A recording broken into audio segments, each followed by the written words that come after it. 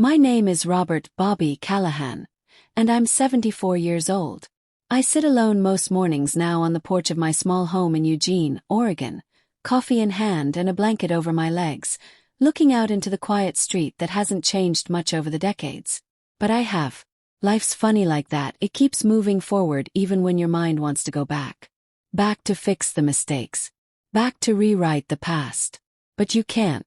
You can only reflect. And if you're lucky, someone listens. I was born in 1951, the youngest of 5 kids in a working-class Irish-American family in Pittsburgh, Pennsylvania.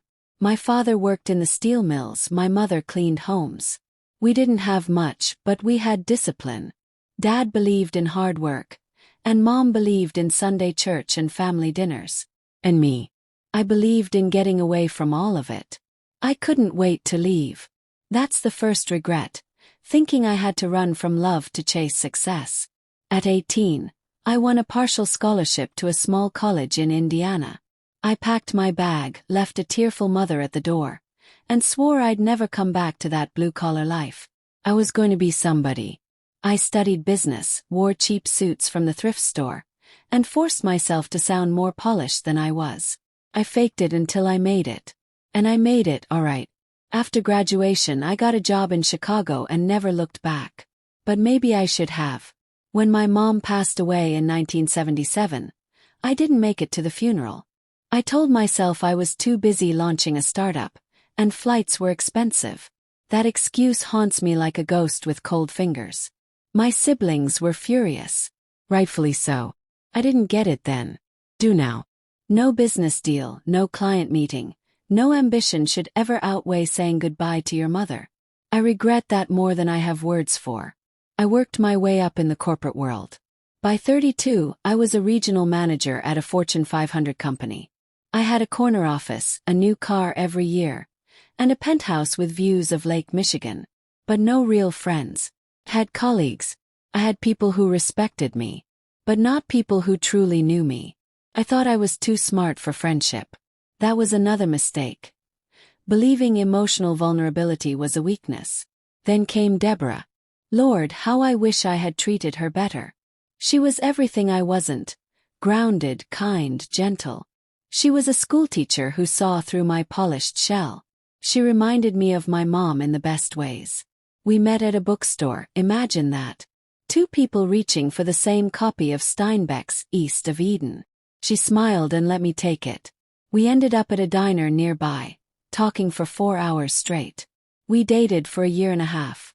She was patient, even when I put work first, even when I missed our anniversary dinner to take a client to a Bulls game. The night she left, she didn't raise her voice. She just said, "You love who you think you're supposed to be more than you love who you really are. And I can't keep loving someone who doesn't love himself." Called her dramatic. I told myself she'd be back. But she never came back. She married a carpenter from Des Moines 2 years later and had 3 kids. I saw a photo of her in the paper once, holding her baby and laughing. She looked happy. She deserved to be. I regret every time I put a conference call ahead of a real conversation. Love is rare. When you find it, honor it. Don't test it. By 40, I had everything and nothing. I had a high-rise life but no warmth in it. I began to drink more than I should have. Not sloppy but steady. Few scotches after work. Then during lunch. Then before meetings. I hid it well, or so I thought. One day my assistant, Tina, a kind young woman from Kansas, slid a brochure for an alcohol recovery center into my drawer. She didn't say a word. Just left it there. I still carry that brochure, never used it. But I kept it because it reminded me that someone saw the crack in my armor and cared. I regret not saying thank you. I lost my job at 52. Mergers, reorgs, downsizing. They dressed it up with business terms, but it was a pink slip and a handshake. That night, I sat alone in my condo and cried for the first time in years. I realized then I had no one to call. No one who'd sit with me through the silence. That's when it hit me. Relationships are the real currency in life, not dollars. I eventually moved to Oregon. Slower pace. Greener scenery. I bought a small home with the money I had left. I thought I'd write a book. I didn't. I thought I'd volunteer. I never got around to it. That's the thing with time. You think you'll have more of it until you don't. You waste days like pennies and then realize they added up to a fortune lost. In my 60s, I tried reconnecting with my siblings. Only my brother Jack responded. We had lunch once. It was awkward.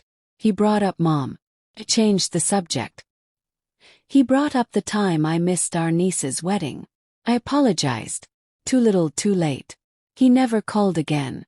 I regret waiting for the perfect moment to make amends. That moment doesn't exist. If you need to say sorry, say it now.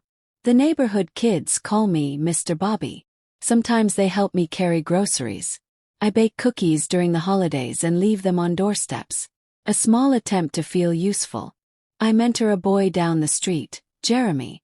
His dad left and he's angry all the time. I see myself in him. We play chess. I let him win sometimes.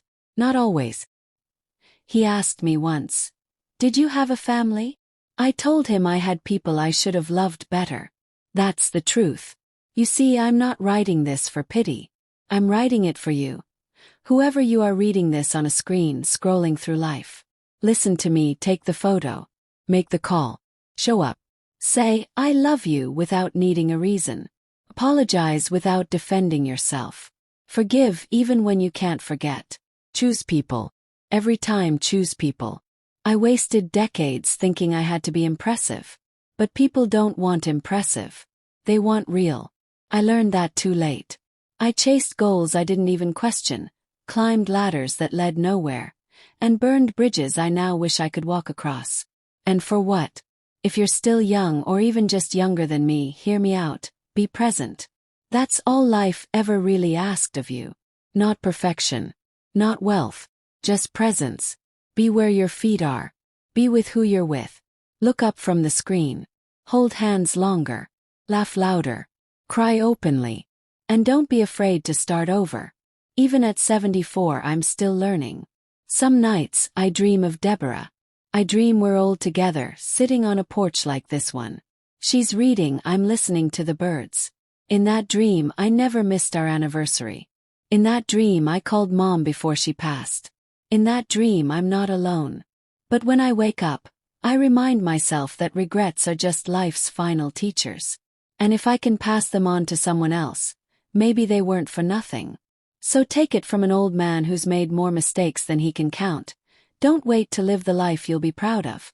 Live it now. Right now. Because one day you'll sit with your memories just like I am.